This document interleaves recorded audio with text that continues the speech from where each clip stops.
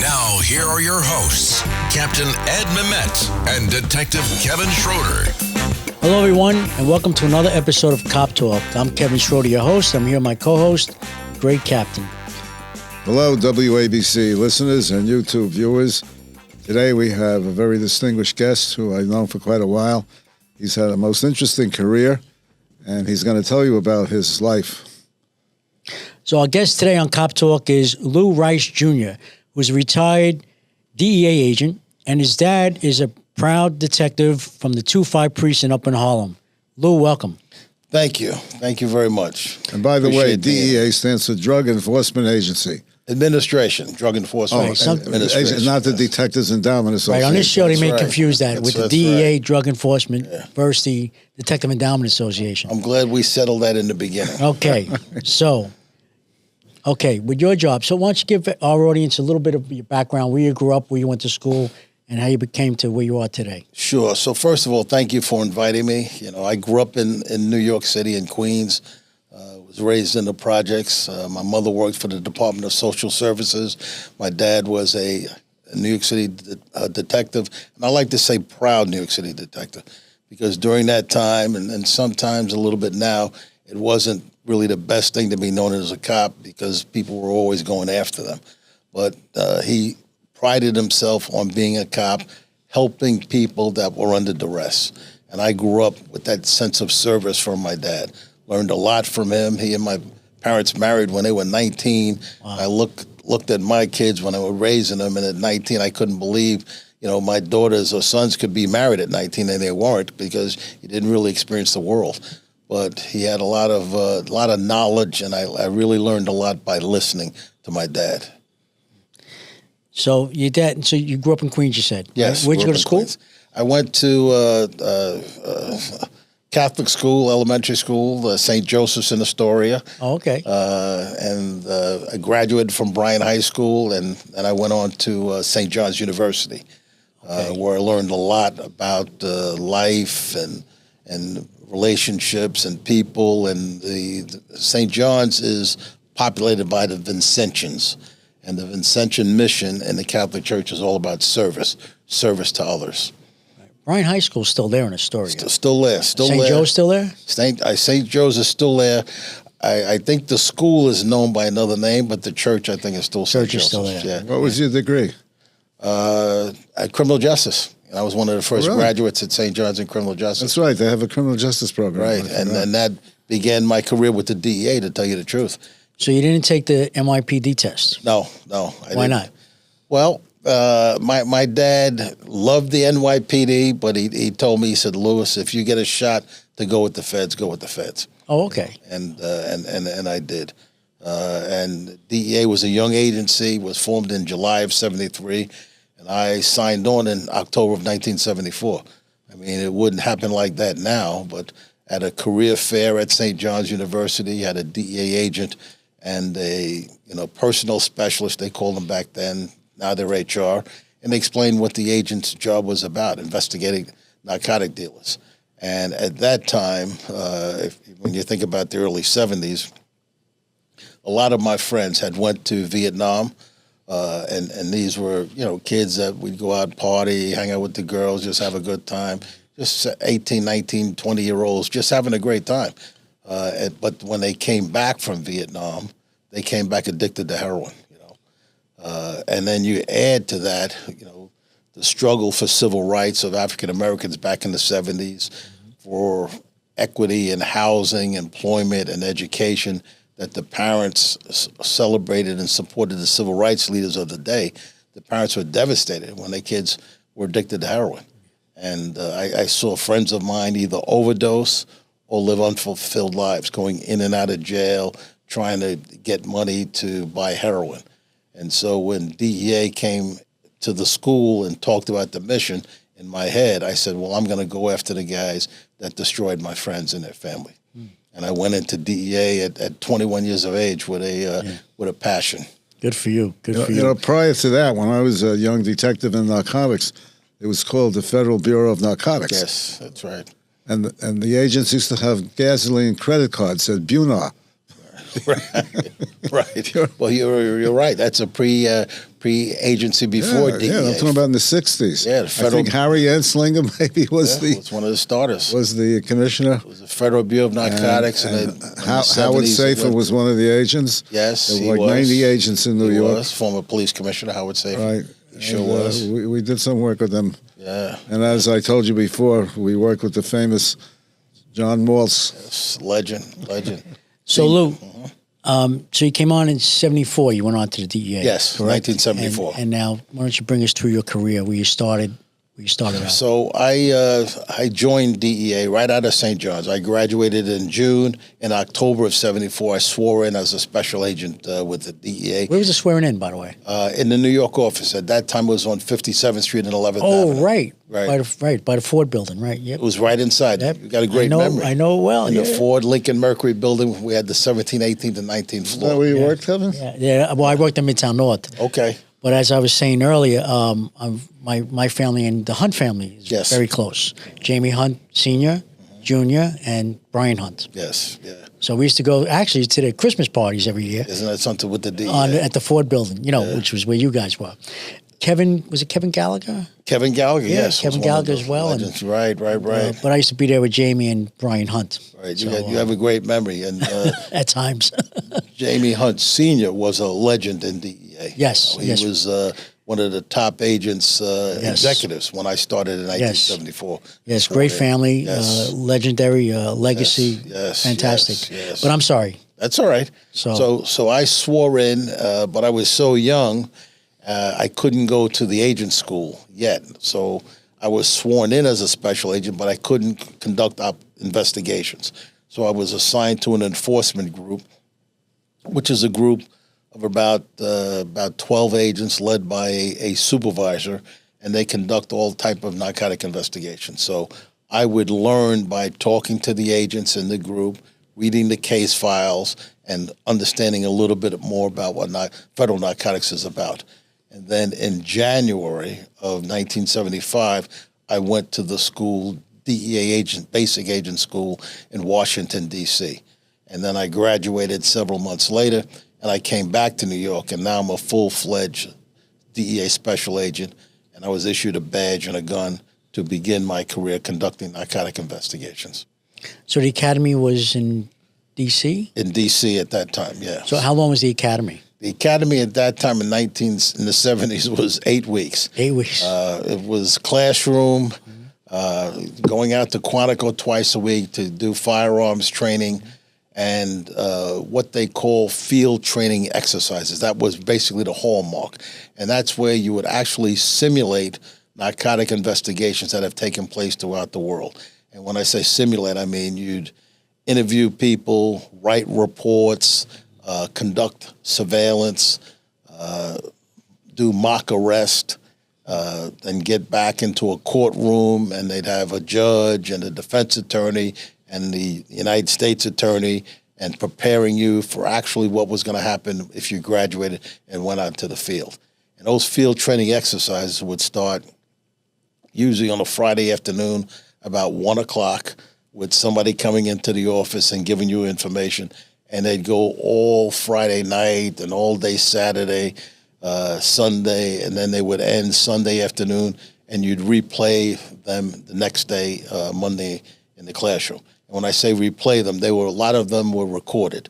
The surveillances were recorded, the debriefings were recorded, and so you can see what you did well and what you need improvement on. Do you know how long the academy is today? Yes, today it's about 17, 18 weeks. I was going to say, yeah. Night and day difference. Almost double. And it's at Quantico. Quantico. Yeah. Okay. Cap?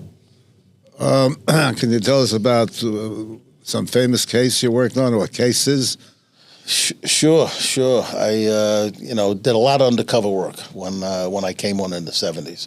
When you think about the 70s, you think about the instability, the economic situation in New York, unpopular war in Vietnam, the racial tension, and on top of that, you think about the heroin.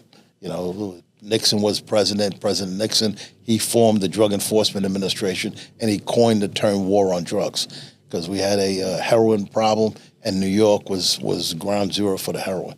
And so when I came in, you can imagine at 21 years of age, I was working a lot of undercover all over the city. Very dangerous assignments, but we had a good team and we had good leadership, and you really felt that you were helping your fellow citizens, so you would risk your life to try to take these drug dealers off the street. I did a lot of that. One case in particular, it's not like TV, in other words, so we would have a meeting, and we'd meet in the office, maybe 15 people, and go over our game plan, which would identify, let's say, me as the undercover agent, the location where I'm going to go, who I was going to meet, and we'd have photographs of that person so everybody could see what cars I was going to drive. Like a TAC plan. Like a TAC plan, so everybody knew who was going to follow me. But the difference is, we had our plan, but, the drug dealers weren't reading our plan. So although we had our plan, what we were going to do, we had to be able to, and it was a quote for DEA, expect the unexpected, realizing that this is what we expect to happen, but it may not happen. So we got to be nimble and ready to shift to reduce the opportunity to danger for anyone. And when you think about drugs, especially drug dealers, drug enforcement in all police departments is a specialty assignment where men and women rotate in and rotate out. Why? Because of the danger and the amount of jail time involved in it and the possibility of being corruption. So as a single mission agency, our training has to be above board. And you have to have good supervisors that realize that maybe the agent is too extended. He may or she may not realize it, but we may need to take them out because they're missing things. And when you're working undercover, it's not just the verbal. You got to do the nonverbal, because you got to realize, especially back then in the 70s, everybody went to trial, no matter what the evidence was. You could have recordings, you could have photographs, you could have the drugs, you could have seized the money that you paid the guy, that you seized on a search warrant. Everybody went to jail. Everybody went to trial room. And you have to recall with clarity, what the person was wearing, what they said, where you were. So we required a lot of pressure, a lot of good training, but mostly a really commitment to do something about the drug situation in the country. I was fortunate to work with a great bunch of people that were really, really dedicated. Now, what month did you retire in 2001? Were you here for 9/11? I retired just before 9/11. Right before it. Okay. All right. And then after, when you retired, what did you, did you have a plan or something? What did you get involved in? I read, when you think about 9/11, 9/11 was a game changer for corporate security, and especially in New York. A lot of men and women in law enforcement, they're able to retire after 20 years, sometimes some as early as 20, 25 years. They're still young enough for a second career. Sure. When 9/11 took place, as we remember, close to 3,000 civilians were killed in the trade tower that Tuesday. That next day, employees walked in and they said to corporate America, how are you going to protect us? And so some people in the corporate security position got a bump up. Some people got shown the door. And I was fortunate to pick up a second career with the Estee Lauder companies, where I spent a little over 21 years there and develop and create their global security team. What did that involve? Oh, it involved the full range of a Fortune 500 company security, from loss prevention, because we have the retail stores that sell the products in the United States, mostly department stores and perfumeries, let's say in Europe. It involved the supply chain facilities, manufacturing plants in Melville, Bristol, Pennsylvania, and Switzerland. It involved the crisis management, because we're always concerned about those type of issues, the full travel security, the full range of security, to make sure that employees, when they come to work, that they're feeling comfortable about their job, that they don't have to worry about their personal security, so they can concentrate on selling the product to our fellow citizens. So prior to you getting them, there was no security? No, they had it. But 9/11 was a game changer, because prior to 9/11, you'd waltz into a security company, maybe meet the CEO, getting a cup of coffee in Midtown, and, oh, yeah, we need some security, and maybe do minor stuff. a woman's got a pocketbook stolen, or you need an identification badge or something whatnot. But after 9/11, because when you're hiring for security, if you're hiring right, usually your security person is the only person that can call FBI, DEA, NYPD at an executive level and get a phone call back. And what else can that person do? Get information. And as we know from our law enforcement days, and even in business, information is power. And so the information you get back allows the C-suite to make the right decisions. Did your job involve international travel? Oh, absolutely. It's a global company.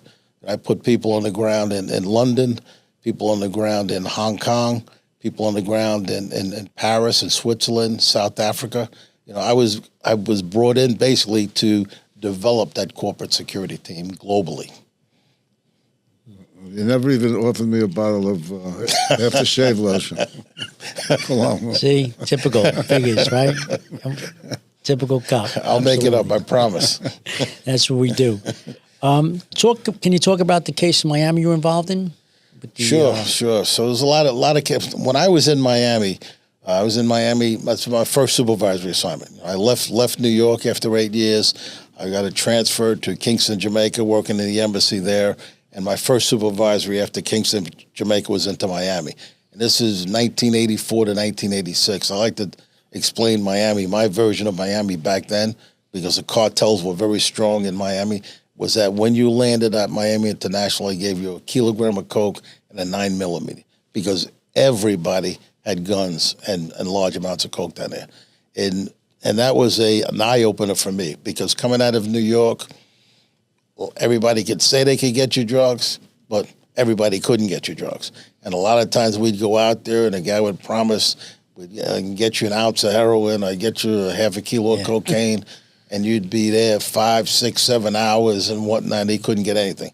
But in Miami, you can go to a nice hotel, talk to the concierge, and probably sooner or later get a couple ounces of cocaine. Everybody had cocaine down there. It was so prevalent down there that the leader of the office designated 2 enforcement groups. And I explained before earlier, my career was led by one supervisor, about 12 to 15 agents. One handled to handle America, the 50 states. One handled one half, the other handled the other half. And we handled the East Coast. So 20 some odd states in the East Coast, they were coming into Miami as like a source country to get cocaine. And so agents were constantly down there following people, developing leads, and we were assigned to help them out with these investigations. You worked on the torture and murder of DEA agent Enrique Camarena, yeah. Unfortunately, that was one of the hallmark days of the DEA in 1985, that our agent, Enrique Camarena, former Marine, was kidnapped, tortured, and executed in Guadalajara, Mexico. And he was an agent that did what we were doing in the United States, taking information and trying to develop these cases to the highest level to get the ringleaders of these organizations. And usually the ringleaders don't use drugs themselves. Usually the ringleaders make sure that their families don't use drugs, but they realize the power of drugs, the addictive qualities, that they can make significant amounts of money. And Enrique Camarena was in Guadalajara. He was so successful at that, and he was upsetting these drug guys. And unlike in the U.S., pretty much organized criminals know that if you go after physically an agent or a prosecutor, the case is not going to stop. It's only going to be highlighted and fast-tracked, so they leave law enforcement alone. But in Mexico, these guys figured they could rival the local government. And they did what they normally do: kidnapped, tortured, and executed Camarena. We had a good leader at that time in DEA, a guy named the name of Jack Lawn, was a former FBI agent, and he came over during the Reagan administration to understand what DEA is doing and try to give the best practices of the FBI to DEA. And when that hit him and he found out about it, he made sure we had justice. They created a special operation called Operation Leander, and they gave those men and women that worked that operation carte blanche to go over to the United States and out the world to get these guys, and to send a message that if you kill one of ours, we're going to get one of yours. And it took 40 years. But Caro Quintero, who was the mastermind, who was arrested in Mexico, then released, and then arrested, and then became a fugitive, he's sitting in the federal jail in Brooklyn now, arraigned. And that was a good day, not only for DEA, but for law enforcement in general. True. And I was so happy that the leader of the New York office, Frank Tarantino, invited me to come down there to the courthouse in the Eastern District of New York to sit in the courtroom when he was arraigned. Oh, wow. And the power about that is they had to move the arraignment from the normal courthouse to the ceremonial courthouse because there were so many agents and police officers in there with their raid jackets. Right. And so for 40 years, he was able to abscond and not be held accountable. And when he walked through that door and looked out in the courtroom, he realized that in the United States and DEA, we don't forget. Yeah, good job. You mentioned the FBI before. Was there much interchange between agencies in terms of switching careers? There was a lot of back and forth with the FBI and DEA. At one point, I think it was Reagan, President Reagan, and Meese was the Attorney General, and there was a thought about merging DEA into the FBI, and they brought over about 7 executives from the FBI and put them in key positions in DEA in Washington, and figuring out, is this the best thing to do? And that happened the second time again. Seems like it happens every now and then when Janet Reno was the Attorney General and Bill Clinton was the President. And fortunately, both times when people looked at that and came back, the recommendation was to keep DEA separate from the FBI. But that was a merge. I'm talking about voluntary transfers between agencies. Somewhat, not a lot. I mean, there were during the time of these, not even mergers, but when these thoughts about commingling, there was some thought about we'd have a DEA agent from, let's say, go to FBI headquarters, and FBI headquarters would send one guy over to us. When they were thinking about merging DEA into the FBI, I remember they had all the supervisors, the DEA supervisors, go down to Quantico for a day to, understand the FBI's laws and the laws that they enforce and how they conduct investigations. But it never went beyond that. But we did share. I mean, we were down there in Quantico with them, with the FBI. I mean, they're the big guns of the Justice Department are DEA, the FBI, and ATF now. And so there's a lot of relationships together. And there were one point we had administrators. Tom Constantine was the administrator of DEA, and Louis Freeh was the administrator of the FBI. We'd have special agent in charge conferences, SAC conferences, and the SACs are, I compare it to the United States Senate. These are the leaders of the offices throughout the country. And so maybe we had 25 people, the FBI had maybe 35 people. We'd spend a day together in Quantico, for relationship building and also understanding how, cases that we're doing, especially in the international front that are involving narcotics, have some inroads to terrorism and vice versa. But at a working level, we work very well with the FBI and the other police agencies through task force operations. So it'll bring us back to Detroit. You were Sure. the youngest agent in charge, right? Back was, then yeah. in Detroit. Why don't you tell us about Detroit? So Detroit was an assignment after I left New York. I was there for about a year. It was a quick assignment. I went out there. I was the youngest special agent in charge when I was sent there. They had a problem there, a heroin problem. I had some internal problems in the office also that they wanted me to get out there and sort of straighten out and bring people together. And I've seemed to, if I look back at my career, I've went to a lot of organizations where they had problems and they needed somebody to come in and get the organization back together, focused on the mission of law enforcement. And, I would usually do that by bringing people into the office and talking to them. Yeah. Find out from their perspective what's working well, what needs improvement, and then to the extent that we can, and I always got support from Washington, have an off-site meeting for about 2 or 3 days, bring in some outside speakers, and a fellowship, because, it's a human situation. When people sit down and they have a meal together, they tend to, understand each other a little bit better professionally and personally, Right. And sometimes that's all it takes, But you have to bring people together because the enemy is not in the office. The enemy is the drug guys outside. Yeah. How did the promotional system work? Was there a test, or oral exam, written exam? That's a good question. Initially, it was a lot of who you know.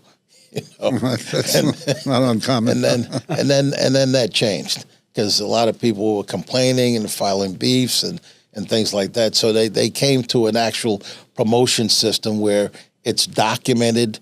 The agents can read exactly what they need to do and aspire to do it, and then the board would make the promotions. And the thing is, the DEA, the socialization is to get the highest level drug dealer. And so if we're in a city, let's say like New York, and you're seeing somebody selling drugs on the corner, that's not the highest level drug deal. That may be an eyesore for the neighborhood, for the community. They may call the local police, and DEA may help the local police out to take that guy down. But DEA's focus is the people that are supplying that guy and other people, and people involved in the transportation of drugs. So, and with those cases, you're working along with a federal prosecutor. Most DEA cases, before the arrests are made, it's 6 months, 7 months, maybe a year, before any arrest is made. And during that time, you're working closely with the federal prosecutor. And the federal prosecutor wants to be convinced that he or she can convict this guy or woman and whatnot when the case is over. And like most prosecutors, they're very cautious, and they're going to want more evidence than they need because they don't want to have a not guilty verdict. So the advantage, I think, of DEA, it's a worldwide investigative agency. Mm-hmm. And so before we go out to meet somebody to discuss narcotics, we need to know the full name. We need to know where that person lives, what type of vehicles that person drives. Well, they're in a family situation, they have a girlfriend. We know all about that person because we're an investigative agency. So unlike TV, when somebody says, I got to say you're a killer when we run out there, no, we're not working like that. No, that's TV. Yes, Exactly. yes. What I remember was back when it was the Federal Bureau of Narcotics, Yes. when we worked with them, all they wanted to know was what kind of car does the guy have. Right. Well, they were seizing cars. They would seize a car. Right. If it was a Lincoln or a Cadillac, Right. they would be interested.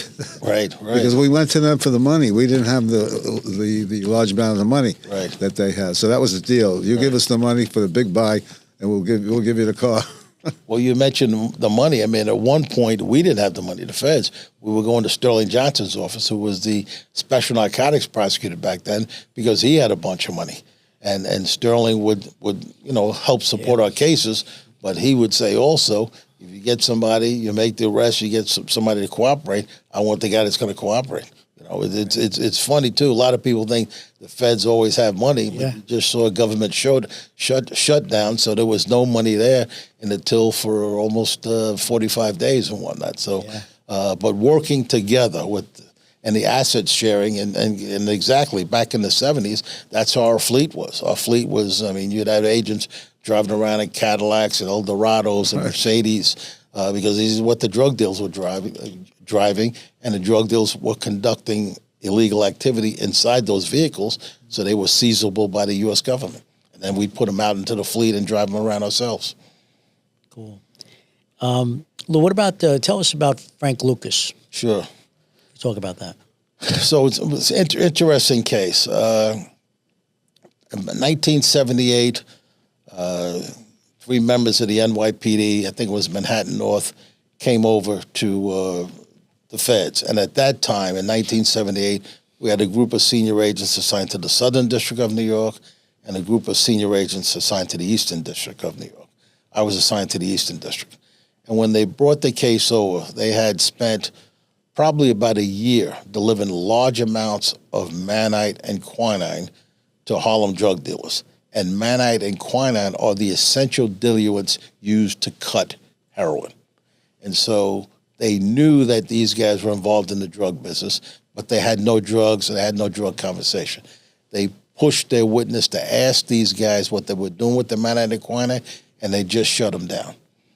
Okay. And so they brought it over to the feds, and looking at these, I think it was probably about 11 people, they all had been convicted previously for heroin distribution. They had photographs of deliveries of boxes, 20 pounds, 30 pounds, mannite and quinine, going over for a year. And we had a pretty innovative and aggressive federal prosecutor. And the federal prosecutor said, I'm going to charge them with heroin distribution. And the theory of the government's case is going to be this. Number one, they're paying 10 times the normal amount for mannite and quinine. I think one is a baby laxative and one is used to treat malaria, okay? They've all been previously convicted of heroin trafficking, okay? And so he said, we're going to charge them. But we also knew it's New York City. Eastern District is Brooklyn, New York. And we're going to have a New York jury that says, where's the beef? So I went back and did some research and found out that Frank Lucas was cooperating, and he was cooperating from inside the jail. And at that time, in the federal prison system, there were 3 locations where they would put cooperating federal witnesses. One was at the MCC in Manhattan, which is no longer there. And there was another one on the West Coast in San Diego, and I forget what the third one is.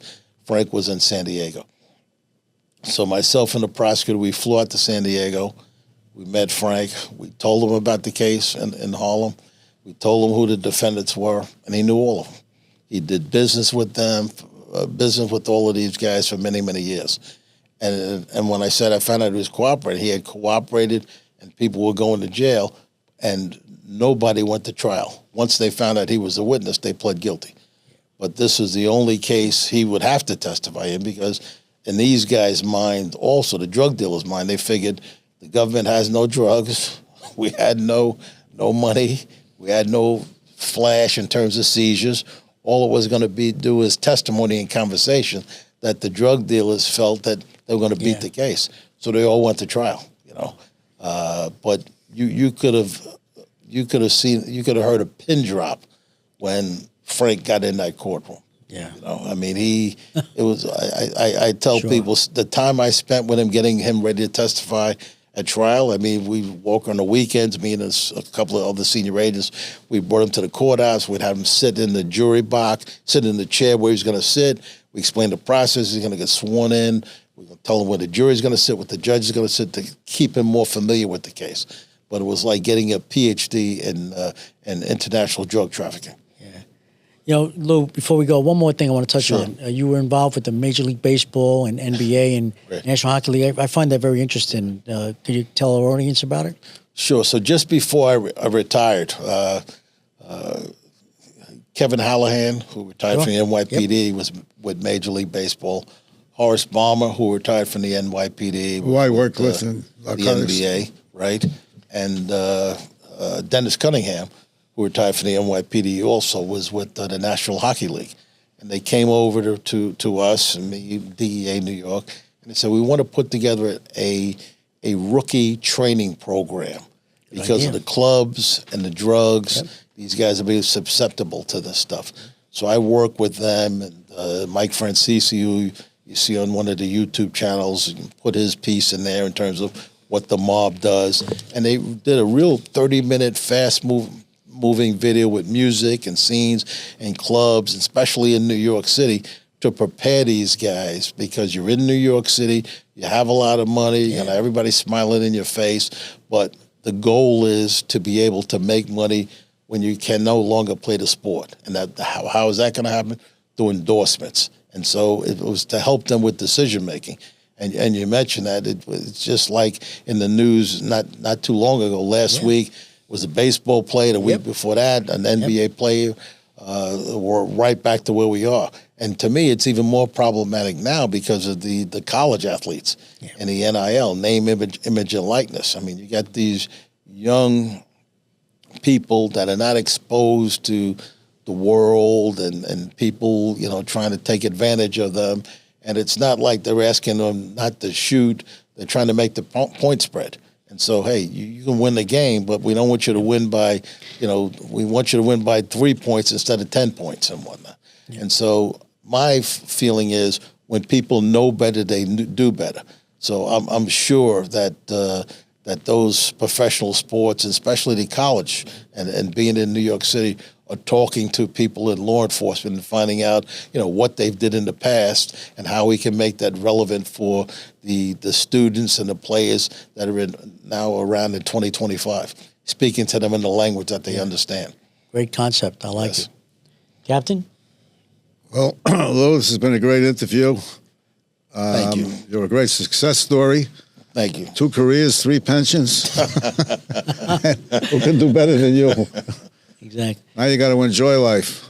Yeah, that is the plan. I was just fortunate enough to work with some great people. That's and the public, fortunately the way we are, they hear the negative stuff that happens in the papers and the media. The old adage, if it bleeds, it leads and whatnot. That they don't realize behind the scenes the great work that people are doing, trying to rescue people and trying to save people. That never makes the papers each and every day. That's why we have this show, to get the good word out. And thank you for what you're doing to get that out. But Lou Jr., thank you for being our guest, son of legendary Lou Rice Sr., 2-5 squad guy. There you go. And, proud member of the 2-5. But thank you for being here today. Thank you. It was a great interview. Thank you very much. I'd like to thank everyone for listening to another episode of Cop Talk. If you like what you hear, you can subscribe to Cop Talk at Cop Talk WABC. That's at Cop Talk WABC. And until next time, Captain. And you can also see the well-dressed guest on YouTube and some other social media. Thank you. Until next time, God bless you, God bless America, God bless your law enforcement throughout the world, and God bless our U.S. military. Thank you. This is Cop Talk.